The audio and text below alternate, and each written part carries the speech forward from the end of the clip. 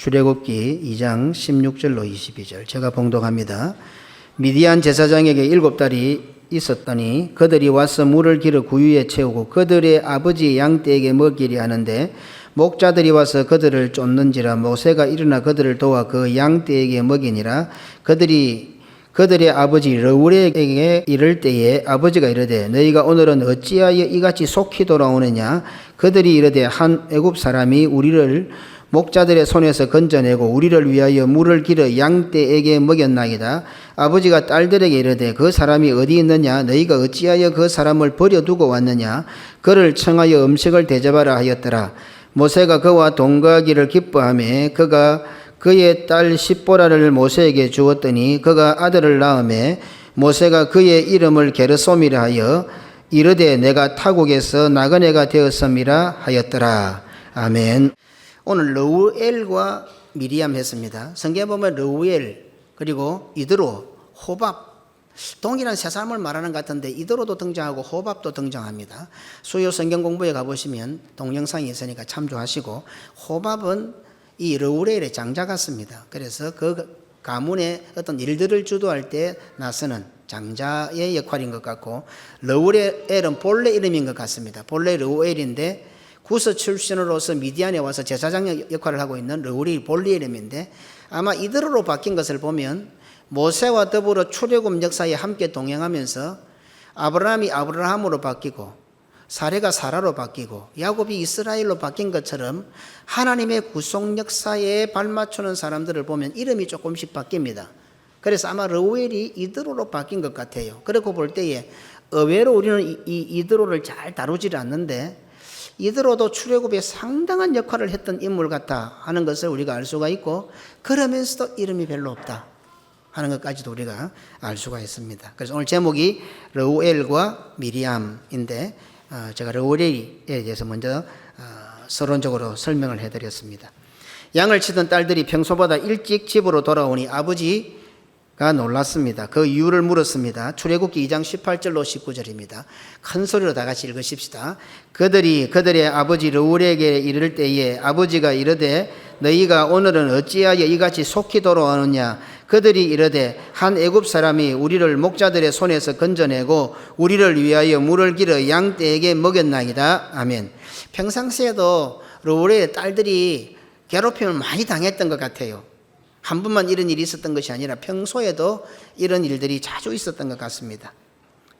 그래서 아마 딸들은 입에 거품을 물고 자신들을 도왔던 모세에 대해서, 그리고 갑자기 등장한 흑기사에 대해서 딸들이 경쟁하듯이 아버지에게 설명을 했을 겁니다.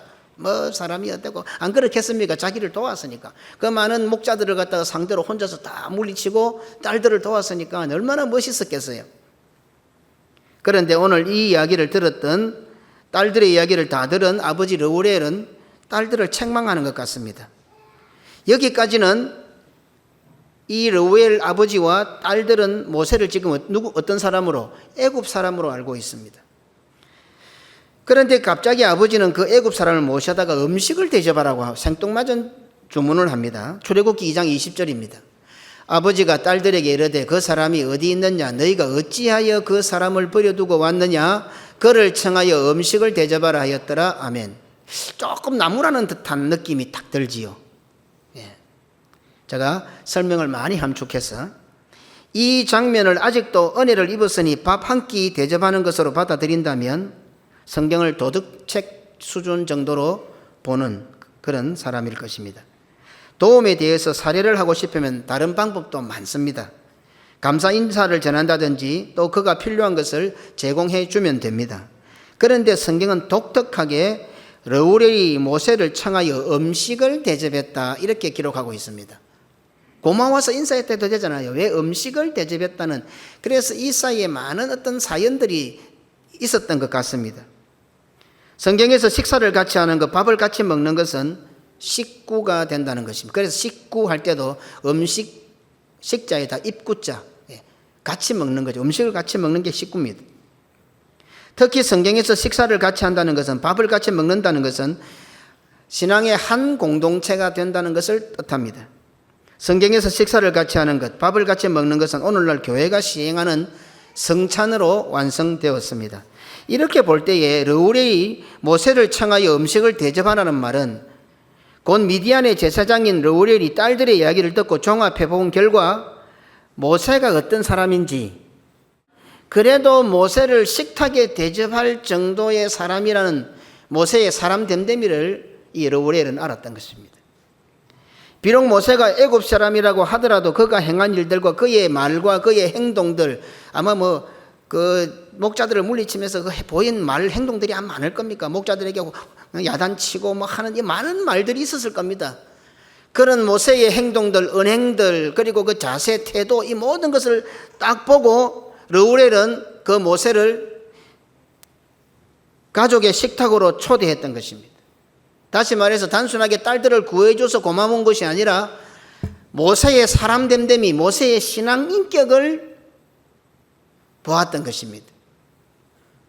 그리고 성경은 모세를 식탁에 대접하자마자, 초청해서 대접하자마자 바로 그 다음 절에 자기 장녀 십보라를 아내로 내줘버립니다. 출애굽기 2장 21절입니다.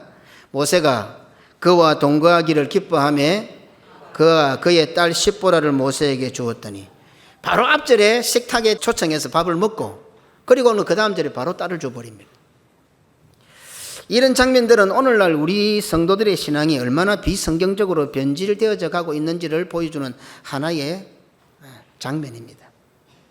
사실 우리는 어떻습니까? 신앙을 최고 우선순위에 두고 있습니다. 모두 그래야 합니다. 어쨌든 그렇지 않다 하더라도 예수 믿는 사람들은 결혼의 조건을 말할 때 먼저 신앙을 거론합니다. 아직 모세가 어떤 사람인지도 모릅니다. 아는 것은 딸들을 도와준 애굽 사람이라는 정도입니다. 모르겠습니다. 아마 애굽에서 도망쳐 온 사람도이라는 것도 어느 정도 알았을 겁니다. 그런데 르우엘이 확실하게 알았던 것은 무엇인가 하면 모세의 인격과 모세의 신앙됨됨이었습니다. 자, 그러면 질문을 던집니다. 우리는 그런 이유로 식구로 받아들이고 그런 사람을 사위로 받아들이고 내 딸을 줄 수 있습니까? 오늘 우리는 돈 많은 사람이라면 두 번 또 생각 안 해볼 겁니다. 판금사고 의사라고 한다면 두 손 들고 환영을 할 겁니다.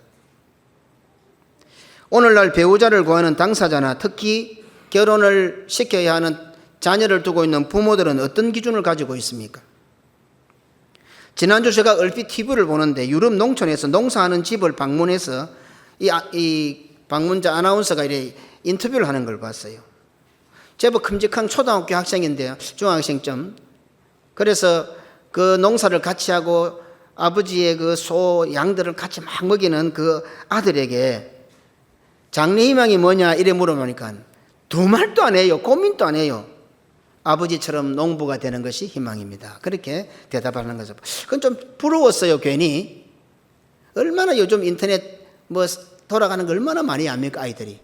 아이들이 부모보다 더 많이 한다고요. 하도 많이 이런 세계에 접해서. 그런데 그 아이는 두 말도 하지 않고 나는 아버지처럼 농부가 되는 것이 장래 희망입니다.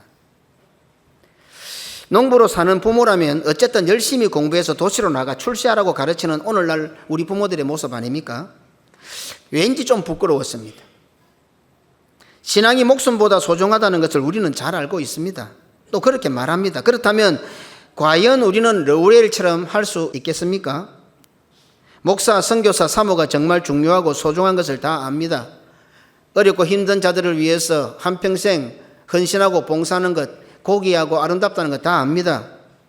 그런데 정작 내 자신은, 내 자식은 목사가 되고 선교사가 되고 사모가 안 되기를 바라는 우리들 아닙니까? 세계를 교구로 선교하지만 내 아들이 내 딸이 선교사로 간다면 찬성하시겠습니까? 골치 아픈 사모한다면 내 딸 주겠습니까? 그래서 요새 목사 한 수를 못 줘요.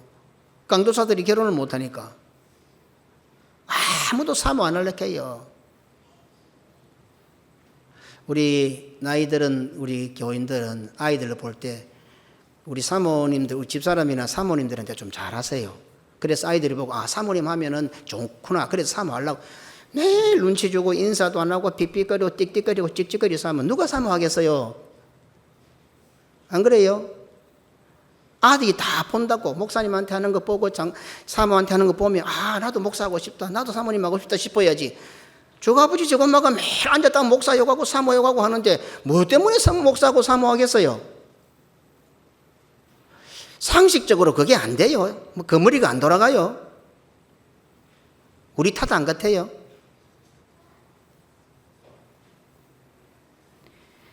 우리가 잘 아는 것처럼 십보라는 남편 모세가 여호와로부터 죽임을 당하려고 하는 순간에 할례를 행하여 남편을 살려내었던 여인입니다. 이것만 보더라도 십보라는 아버지로부터 신앙교육을 잘 받았던 것 같습니다. 이렇게 볼 때 미디안 제사장 느우리의 가정은 비록 구스 출신이었지만 족장들의 신앙을 너무도 순수하게 아름답게 바르게 개성하고 있음을 우리는 쉽게 발견할 수 있습니다. 그때요, 알고 보면 미리암도 같이 있었고 아론도 같이 있었어요. 그런데 하나님께서 모세를 애굽으로 내려보내서 이스라엘 백성들 출애굽시키라고 내려보내는 과정에 하나님께서 느닷없이 모세를 탁 죽이려고 그래요. 아무도 손을 못 쓰고 있어요. 모세가 죽으면 어째 됩니까? 그런데 십보라가 나서서 모세를 살립니다. 르우엘의 가정이 신앙과 믿음의 가정이었음을 보여주는 또 다른 성경 구절 하나가 있습니다. 출애굽기 2장 16절입니다. 미디안 제사장에게 7딸이 있었더니, 여기서 불필요해 보이는 수식어 같지 않습니까? 왜 미디안 제사장 르우엘에게 7딸이 있었다고 성경에 기록할까요? 혹 7 아들이 있었다 이렇게 하면 좀 우리가 의미를 다르게 부여할 수 있잖아요. 아들이니까. 메시아를 바라보는 여자의 우선 아들이니까. 근데 그 아들이 한 아들이 아니고 7 아들이 있었으니까 뭔가 언약과 관계되는 듯한 느낌을 주지 않습니까? 자, 7딸입니다. 하나씩 간단하게 접근해 보겠습니다. 먼저 7은 우리가 잘 아는 것처럼 안식을 뜻합니다. 그런데 딸이 7입니다. 여자가 7입니다. 무슨 말입니까? 안식을 누리는 7이니까 7딸이니까 안식을 누리는 여자라 이런 뜻입니다. 보호를 받고 있는 여자라는 뜻이 7딸이라는 그 단어 속에 있습니다. 르우엘의 집안이 얼마나 신앙적이며 말씀의 보호 가운데 있는지를 매우 성경적으로 보여주는 기록입니다. 그리고 7딸이 뭐합니까? 아버지의 양떼를 먹이고 있습니다. 아들을 시켜도 잘 안 할 일을 지금 딸들이, 그것도 한두 명이 아니라 열심히 있는 딸이 아니라 7딸이 전부 다 아버지의 양떼를 먹이고 있는 거예요. 편하고 좋아서? 아닙니다. 목자들에게 매일 괴롭힘을 당하는데도 또 아침에 일어나면 아버지의 양떼를 먹이기 위해서 7딸이 다 같이 나가는 거예요. 그 가정을 보세요. 오늘 우리가 아들 하나 딸 하나 뭐 집에 겨우 자식 한둘이 있는 것도 골치가 아프지요. 그런데 르우엘에게는 7딸이 있었는데도 이 딸들은 뭘 하고 있습니까? 아버지의 양떼를 먹이고 있어요. 르우엘은 구스 출신입니다. 그런데 미디안에 와서 제사장 역할을 하고 있습니다. 어떻게 해서 에티오피아의 출신 사람이 지금 미디안에 와서 제사장을 하는지는 잘 모르겠습니다. 앞으로도 이런 것도 연구를 해보겠습니다. 그런데 지역인 의미도 있지만 에티오피아 구스는 사람 이름입니다. 구스는 함의 장자입니다. 창세기 10장 6절입니다. 함의 아들은 구스와 미스라임과 북과 가나안이요. 아마 가나안은 잘 아실 겁니다. 넷째 아들. 그리고 그 노아 할아버지한테 행했던 그 일들 잘 알 겁니다. 그런데 사실은 장자가 집안 전체를 대표하잖아요. 그러니까 구스입니다. 함은 저주받은 집안입니다. 그럼에도 불구하고 구스 출신의 르우엘은 미디안에 가서 제사장 역할을 감당하고 있었습니다. 이 부분은 신약에 이제 예수님께서 부활 성천하시고 사도들의 이제 사역을 맡아서 디아스포를 하며 이방의 복음을 전하려고 하는 그 출발의 시간에 느닷없이 사도행전 8장에 에티오피아 내시가 딱 등장합니다. 사도행전 8장 27절입니다. 일어나 가서 보니 에티오피아 사람 곧 에티오피아 여왕 간다게의 모든 국고를 맡은 관리인 내시가 예배하러 예루살렘에 왔다가, 여기 말하는 에티오피아가 바로 구스입니다. 우리 주 예수 그리스도께서 부활하시고 성천하신 후 제자들을 통하여 본격적으로 복음이 이방으로 나아가려고 하는 순간에 저주받은 함의 자손 에티오피아 사람, 구스 사람, 그것도 내시가 등장합니다. 할례를 받아 아브라함의 자손이 되고 싶어도 될 수 없는 사람입니다. 예배를 1000년 만년 드려도 아들을 낳을 수가 없어요. 메시아를 바라보는 아들을 낳을 수 없고 신앙을 개성할 수 없는 인물이에요. 그런데도 불구하고 저 아프리카 에티오피아에서부터 예루살렘까지 지금 예배하러 올라왔어요. 남편 6명을 받아들여도 아이를 갖지 못한다면 자신에게 문제가 있습니다. 아이를 갖지 못하는 불임녀입니다. 임신하지 못하는 여자입니다. 아들을 낳는 것은 불가능한 여인입니다. 그럼에도 수가성의 여인은 메시아를 대망하는 수혼 제도를 이행하고 있었습니다. 아브라함을 갈대아 우르에서 불러내시고 메시아를 향한 언약을 주셨는데 이스라엘은 불신앙으로 인해 멸망하고 아브라함의 후에 믿음의 계승자 다니엘은 포로가 되어서 아브라함을 불러내셨던 갈대아 우르로 바벨론으로 다시 잡혀옵니다. 그리고 그 다니엘과 세 친구는 그것도 모자라서 아예 언약이 상실된 것처럼 시 언약이 말살된 것처럼 거세가 되어 내시가 되어버립니다. 포로로 잡혀왔다 할지라도 희망과 소망을 가지고 내일을 바라보며 달려가면 되지만 거세까지 되어버렸습니다. 아브라함에게 주었던 시 언약 자체가 완전히 파괴되어 버렸습니다. 그런데도 다니엘과 그들은 뜻을 정하여 하나님의 살아계심을 나타내며 살았습니다. 저주받은 함의 자손입니다. 더 결정적인 것은 거세당한 내시입니다. 메시아를 대망하는 아들의 신앙, 장자의 신앙을 개성할 방법이 없는 사람입니다. 아이를 낳지 못합니다. 아무리 수혼 제도를 이행해도 메시아를 향한 그 아이를 가질 수가 없습니다. 구스 출신의 미디안 제사장에게 7달이 있었다는 성경의 기록은 훗날 에티오피아의 내시가 예루살렘까지 예배드려 온 것을 통해서 신앙의 개성이 얼마나 대단하고 위대한 것인가를 발견하게 되는 대목입니다. 한 1500년의 세월이 지났어요. 1500년의 세월이 지나서 그 구스 사람의 이드로의 가정이 신앙을 지켰던 그것이 1500년, 약 1500년이 지나서 이제 복음이 이방으로 터져나가는 그 시작 출발점에 구스 사람 내시가 등장하는 거예요. 이들이 어떻게 그 에티오피아 구스에서 이런 신앙을 개성하고 할 수 있었을까요? 오늘 우리가 바로 저주받은 함의 자손입니다. 우리가 바로 거세당한 에티오피아의 내시들입니다. 우리가 바로 남편이 6이나 되어도 아이를 갖지 못하는 정오의 우물을 살고 있는 여인들입니다. 오늘 우리는 세계를 교구로 선교하는 뜻을 정하여 묵묵하게 순종해오고 있습니다. 해도 됩니까? 안 됩니다. 우리는 뭐 내시들인데, 우리는 아이를 못 낳는 여인인데 어떻게 선교한다고 일이 됩니까? 그런데 오늘 우리는 어떻습니까? 주일마다 예배드리기 위하여 교회로 올라오고 있습니다. 저 구스에서 에티오피아에서 예루살렘을 향하여 예배드리러 올라오고 있습니다. 미디안 제사장에게 7달이 있었다는 성경의 기록은 이런 우리에게까지 신앙이 개성될 것을 보여주며 복음으로 말미암아 구원의 안식을 누리는 딸이 될 것을 예표하고 있습니다. 이 예표처럼 BC 1450년경에 이미 1500년 전에 르우리엘의 가정이 구스의 출신으로서 신앙을 지켜왔던 그것이 2000년 전에 에티오피아의 내시로부터 개성이 되고 그의 후예들인 우리에게까지 전달되어서 우리 역시 그리스도의 신부가 되어 오늘 그 사명을 이어가고 있는 것입니다. 우리는 더 기가 찹니다. 예수의 아들을 낳아야 되는데 예수님이 성천하시고 우리 옆에 안 계셔요. 기가 찬 노릇입니다. 묵묵하게 이와 같은 사명 가운데서도 세계를 교구로 선교하는 사명을 가지고 오늘 또 우리는 이 예루살렘으로 이 교회로 예배드리러 올라온 겁니다. 가능성이 있었어요. 눈꽃만큼도 가능성이 없습니다. 우리한테는요. 그런데도 예배드리러 왔습니다. 그리고 우리들에게 하나님께 증거를 보이십니다. 이전의 믿음의 사람들을 보라. 그리하였지만 오늘 그 신앙이 개성되고 있는 것처럼 우리의 미련 곰탱이 같은 순종이 반드시 주님 오실 때까지 신앙이 개성될 것이라는 확정을 해주고 계신다는 겁니다. 미디안 제사장의 가정, 오늘 우리들의 교회를 보여주는 아주 중요한 대목입니다. 르우엘의 가정은 복음으로 안식을 누리는 가정이었습니다. 르우엘의 가정은 복음으로 보호받는 7딸이 있었습니다. 구스 출신의 미디안 제사장 르우엘의 가정은 참된 안식을 누리고 있었습니다. 르우엘에게 7딸이 있었고 7딸이 다 아버지 양떼를 먹였다는 것은 오늘날 교회의 모습이 어떠해야 하는지를 발견하기에 결코 어렵지 않습니다. 성도들의 개개 가정도 이래야 됩니다.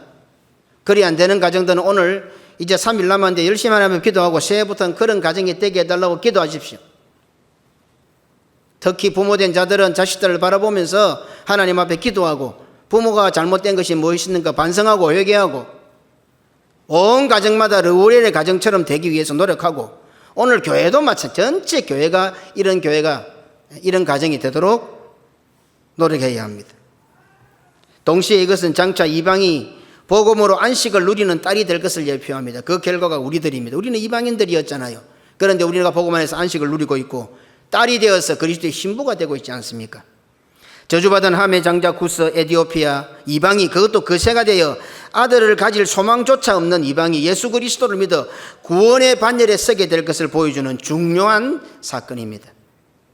구스 사람이라 할지라도 믿음과 신앙의 삶을 사는 르우엘과 그의 가정이 모세를 식구로 받아들이는 장면은 장차에 하나님께서 예수 그리스도의 십자가와 부활로 구원의 복을 받아 한 몸이 될 교회의 모습을 극명하게 보여주는 장면입니다.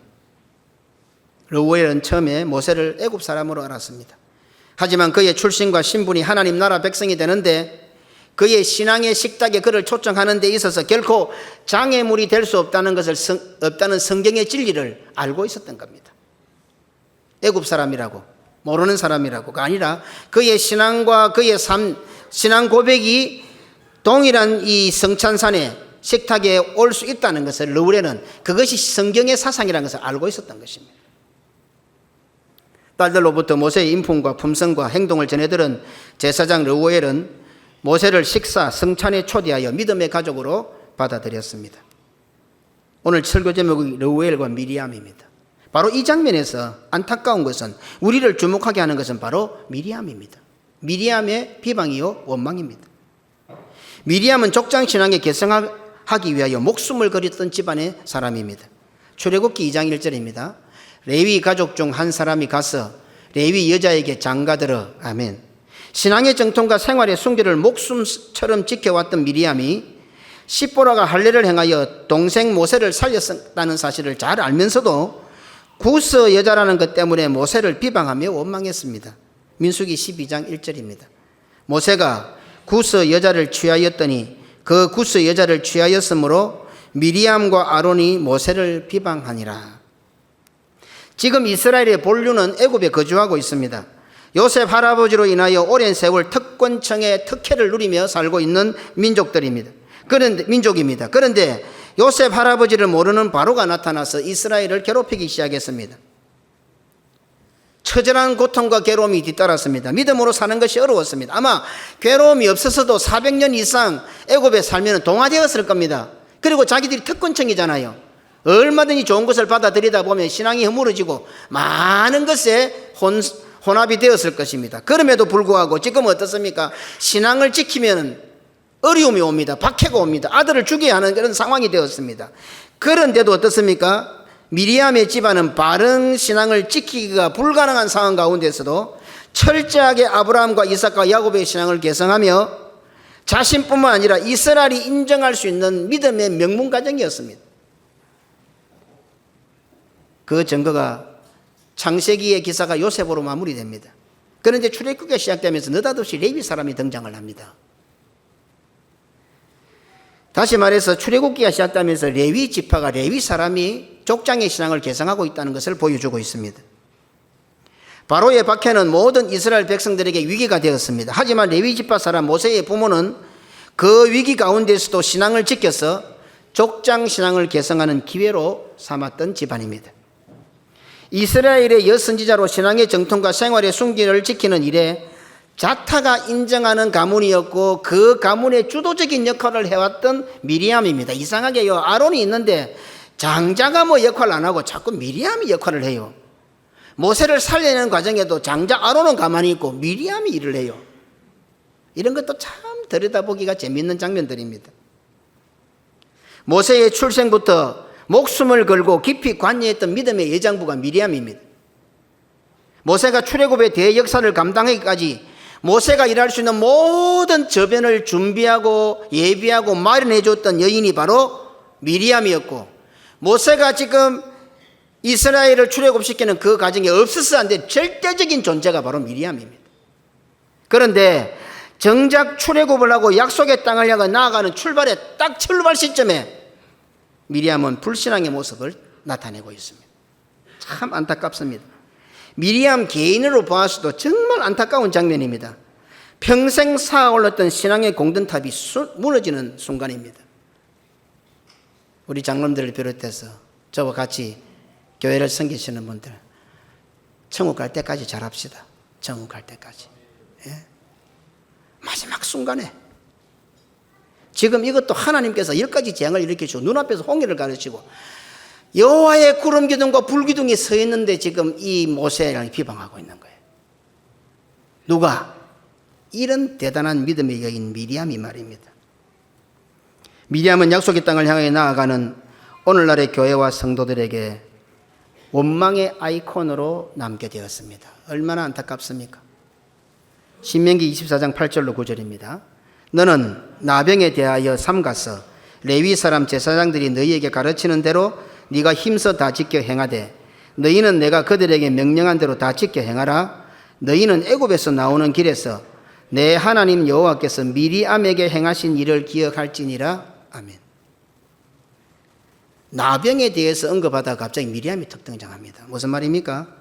오늘날 성도들이 어떻게 하면 나병에 걸리는지를 말씀하고 있는 겁니다. 어떻게 하면 문둥이가 되는지 오늘 성경이 경고하고 있는 말씀입니다. 애굽에서 나오는 길에서 성경은 그렇게 말씀합니다. 출애굽이라는 구원의 역사가 시작되는 길에서 미리암이 문둥병자가 된 것을 명심하고 기억하라. 오늘 이렇게 성경은 말씀하고 있습니다. 상황이 절대로 그러면 안 되는 상황이잖아요. 지금 상황이. 자기도 뭐 출애굽해가고 홍해 갈라졌다고 여인들과 나와서 소고치고 춤추고 찬양하고 그런 상황이잖아요. 그런 상황. 미리암은 십보라가 구스여자라는 것을 이유로 들어 모세가 십보라를 가족으로 받아들인 것을 빌미로 해서 이스라엘을 약속의 땅으로 인도하는 모세의 통치, 모세의 목회 사역을 비방했습니다. 이 장면에서 또 한 가지 한 사람 더 안타까운 사람이 있는데 그 형 아론이 참 형이 형짓을 못하죠. 그 형 아론입니다. 민수기 12장 1절입니다. 한 번 더 읽어보십시다. 모세가 구스 여자를 취하였더니 그 구스 여자를 취하였으므로 미리암과 아론이 모세를 비방하니라. 내용상 보았을 때에 모세를 비방한 장본인 주체 세력은 미리암이 분명합니다. 왜? 문둥병에 걸린 사람은 미리암이니까요. 같이 주도했으면 아론도 문둥병 걸렸겠죠. 그러니까 아마 이 일을 주도한 사람은 미리암이었던 것 같아요. 그러니까 아론이 등장하는 것은 무엇입니까? 미리암의 일에 동조를 한 거죠. 결론에 가서 미리암의 주장이 잘못되었다는 것이 확인이 되었고 미리암이 하나님의 징벌을 받아 문둥병에 걸렸을 때에 모세에게 와서 용서해달라고 간청한 사람이 아론입니다. 민수기 12장 11절입니다. 아론이 이에 모세에게 이르되 슬프도다 내 주여 우리가 어리석은 일을 하여 죄를 지었으나 청하건대 그 벌을 우리에게 돌리지 마소서. 지금 형 아론이 동생 모세에게 지금 말하고 있는 장면입니다. 아마 아론은 누나의 이론과 주장에 흔들렸을 수도 있습니다. 우리가 생각해도 미리암의 말이 맞는 것 같지 않습니까? 어떻게 이스라엘의 지도자가 이방 여인을, 그리고 우리 집안이 어떤 집안이고 레위 가족 중 한 사람이 레위 여자에게 가서 장가드는 우리 그런 신앙의 정절을 지키는 집안인데 네가 어떻게 해서 구스 여자를 받아들일 수 있노? 설득력 없습니까?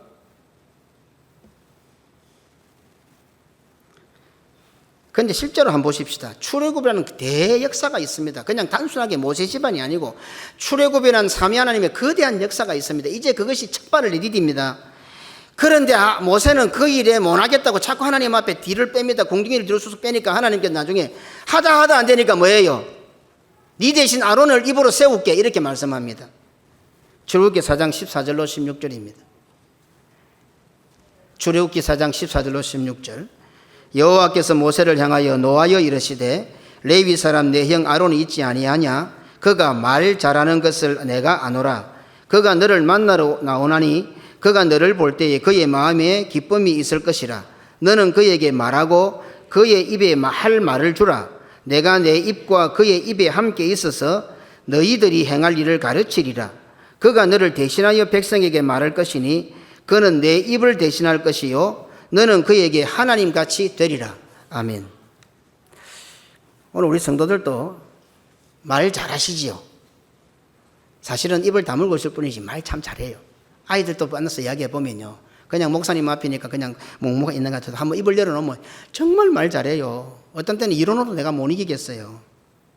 오늘 성경을 보았을 때에 성도들 말 잘하는 그 입을 어디에 사용하고 있는 것 같습니까? 한번 조금 연말에 묵상해 보시기 바랍니다.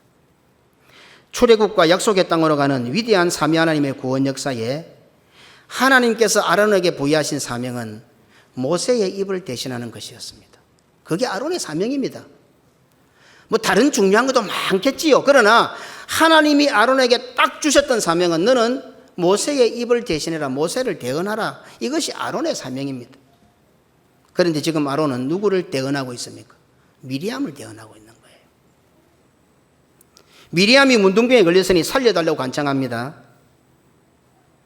아론은 이전에 모세의 마음부터 살펴야죠. 모세의 아픔과 모세의 어려움을 먼저 살펴야 할 자입니다. 한 걸음 더 나아가 아론은 모세가 시킨 말만 해야 할 사람이었습니다. 하나님께서 그렇게 말씀하셨죠.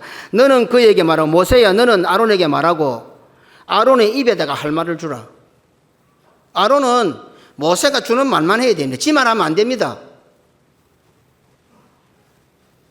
오늘 교회의 직분자들은 누구의 대언자가 되어야 하는지 잊어서는 안 됩니다. 특별히 교회에 중직적으로 임직한 자들은 죽을 때까지 오늘 이 말씀을 명심하시기 바랍니다. 하나님이 직접 주신 이 명령들을 자꾸 잊어버리는 것 같아요. 자꾸 지 말을 해요. 지 말을. 자기 말을 하는 거예요. 교회가 그런 곳이에요.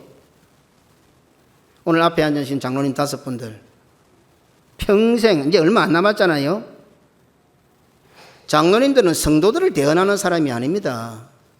목회자를 대언하는 사람이에요. 이 기준을 잘 알아야 돼요. 성도들의 이야기를 많이 듣고 할 수도 있고 조언을 할 수 있지요. 그러나 하나님이 그래서 하나님 앞에 목회자를 잘 보필하겠다고 서약하는 거예요. 그런데 대부분의 장로들이 마치 자기는 성도들을 대언하는 자라고 생각을 하는 거예요. 오늘 성경을 보세요.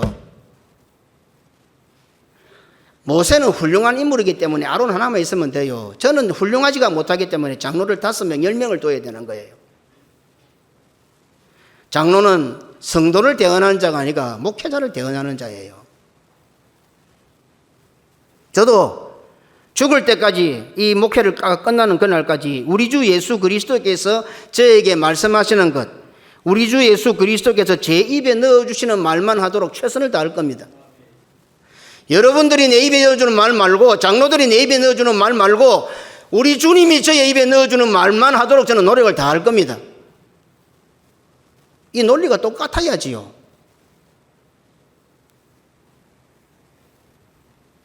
하나님께서는 모세의 아내가 구스 사람이라는 사실이 문제가 될 거라는 걸 다 알고 계셨습니다. 그래서 애굽으로 내려오는 길에 십보라가 할 일을 행하여 모세를 살리게 하셨습니다. 출애굽기 4장 24절로 26절입니다. 모세가 길을 가다가 숙소에 있을 때에 여호와께서 그를 만나서 그를 죽이려 하신지라. 십보라가 돌칼을 가져다가 그의 아들의 포피를 베어 그의 발 아래 갖다 대며 이르되 당신은 참으로 내게 피난편이로다 하니 여호와께서 그를 놓아주시니라. 그때의 십보라가 피난편이라 하면 할례 때문이었더라. 다른 것도 아니고 할례였어요. 할례. 그죠? 그리고 하나님께서 죽이시려 했어요. 그런데 십보라가 등장했어요. 다른 것도 아니고 할례는 뭡니까? 이스라엘의 자손이 되는 거잖아요. 신앙에 여러 가지 방법이 있는데 할례는 뭡니까? 종이든 노예든 뭐 이웃이든 이방인이든 누구든지 할례를 행하면 아브라함의 자손이 된다는 구원의 방법이잖아요. 십보라가 할례를 행했어요. 할례를 행해서 모세를 살렸어요. 그러면 어떻습니까? 미리암과 아론은 십보라를 받아들여야죠. 오늘 모세를 살렸던 이 사건은 미리암이 사실을 잘 알고 있었습니다. 미리암이 십보라가 모세를 살리는 그 현장에 있었던 거예요. 더욱이 미디안에서 아론은 같이 내려오고 있으니까 아론은 늘 함께 했으니까 아론도 알고 있었던 거예요. 그런데 출애굽의 대역사가 이제 다 끝나고 약속의 땅으로 나가는 그 길에, 애굽에서 나오는 길에 이것을 빌미로 모세를 비방했던 겁니다. 이런 일이 발생할 것을 다 알고 계셨던 하나님께서 십보를 통해 모세를 살리게 하여 예방조치까지 다 해놓았는데 말입니다. 본인들의 눈으로 다 목도해놓고요, 자신의 입으로 하나님 앞에 신앙 고백해놓고요, 간증하고 하나님 앞에 찬양해놓고요. 우리 성도들 이제 연말입니다. 새해를 맞이합니다. 오늘 성경 우리들에게 살 길을 제시하고 있습니다. 조심해야 됩니다. 문둥이가 안 되는 방법을 우리에게 가르쳐주고 있습니다. 하나님의 역사가 분명한데도 자기 마음에 맞지 않다고 혀를 대거나 삼위 하나님의 구원 역사를 감당하고 있는 지도자를 비방할 때에 문둥이가 됩니다. 문둥이가 돼요. 아론 역시 누나 미리암의 말에 흔들려 모세를 비방하는 일에 동조했습니다. 한국 교회는 어느 나라 못지않게 선교를 많이 하고 있습니다. 특히 우리 교회는 세계를 교구로 선교하는 교회로 최선을 다하여 달려가고 있습니다. 선교는 삼위 하나님의 구원 역사를 향하여 나아가는 출애굽의 길이요 약속의 땅을 향하여 나아가는 광야의 길입니다. 이 장면에서 우리는 어떤 자세, 어떤 모습을 보여야 하는지 오늘 본문은 우리에게 돌아보게 합니다. 모세를 받아들이는 르우엘의 모습을 가지고 있는지 아니면 모세를 비방한 미리암의 모습을 가지고 있는지 세계를 교구로 선교하는 고신교회 성도들아 너 자신 한번 돌아보라 이렇게 요구하고 있습니다. 선교지에 있는 교회들과 목회자들과 성도들을 위하여 사실 우리는 할 수 있는 능력의 한계를 넘어선 헌신과 희생과 사랑을 보이고 있습니다. 매년마다 빚이 조금씩 늘어나는 것도 알고 보면 그거 안 하면 될 것 같은데 그래도 해야 됩니다. 참 일들이 많습니다. 선교지에서 어떤 일들이 많이 생길지 모릅니다. 개인적인 일 하지만 바로 이 장면에서 이 현장에서 우리가 반드시 명심해야 할 것은 현재 우리는 미리암 같은가 아니면 르우엘 같은가 하는 것을 돌아보아야 됩니다. 과연 우리는 선교지에 있는 성도들을 가족으로 생각하고 받아들이고 있습니까? 그죠? 선교지에 우리가 도와주는 선교지의 그 성도들을 우리의 가족으로 오늘 르우엘처럼 받아들이고 있습니까? 직설적으로 질문을 던져보겠습니다. 선교 후원을 하고 있는 우리가 신앙이 좋을까요? 선교 후원을 받고 있는 선교지에 있는 성도들이 신앙이 좋을까요? 저는 이런 생각 참 많이 합니다. 철이 좀 늦게 들었는지 모르겠지만 50 후반에는 그전에는 막 열심히 해가지고 젊을 때 막 물불 안 가리고 했는데 어느 순간에 이 사람들이 내보다 신앙이 더 좋은 것 같아 이래 싶은 생각이 드는 거예요. 정말 꾀죄죄하고 늘 손 벌리고 달라고 하고 그래 하는데도 이 사람들이 나보다 신앙이 더 좋은 것 같다. 우리 성도들요, 우리가 후원을 하고 도움을 준다고 우리의 신앙이 더 좋은 것처럼 착각해서는 안 됩니다. 사실 우리는 보면요, 그 착각을 넘어 도움을 준다고 그들을 믿음으로 가족으로 받아들이는 그런 생각은 하지 않고 어떤 때는 갑질하는 행동을 보일 때가 있어요. 그렇지 않습니까? 그래서는 안 됩니다. 오늘 르우엘은 우리에게 교훈을 줍니다. 믿음의 가족으로 받아들여야 됩니다. 그게 선교의 핵심입니다. 우리가 세계를 교우로 선교해서 우리의 가족들이 많아져야 됩니다. 우리가 도와주는 사람이 많다가 아니라 믿음의 가족들이 자꾸 많아져야 됩니다. 그래서 다른 목사님들은 다른 교회에 고신교회 성도가 몇 명이요 이러면 우리 아무리 몰라도 한 10,000명 된다 저 그래요. 한 10,000명은 된다 그래요. 그건 다 알아들어요. 10,000명은 될 거다. 아무리 못해도 10,000명은 될 거다 그래요.